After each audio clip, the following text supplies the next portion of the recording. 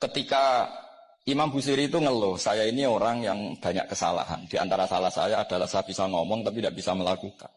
Yaitu saya ngomong misalnya orang supaya tahajud, saya tidak tahajud. Saya ngomong orang supaya sholat sunat, saya tidak pernah sholat sunat. Itu sarahnya itu yang menyarai itu kan Imam Bajuri itu yang sarah. Itu mengkritik begini. Kalau Anda ngendikan itu fi ma'radi dzamin nafsi, yaitu dalam konteks Anda mengkritik diri sendiri oke. Tapi omongan Anda salah. Karena secara usul fikih fatal. Fatalnya begini. Misalnya saya nggak pernah tahajud. Apakah kemudian saya tidak boleh mengatakan at-tahajjudu sunnatun? Apa saya diwajibkan diam hanya karena saya tidak pernah tahajud terus saya seorang kiai yang haram mengatakan at-tahajjud sunnah? Saya harus tetap mengatakan kalau tahajud itu sunnah. Karena mengatakan kebaikan pasti bagian dari kebaikan itu sendiri.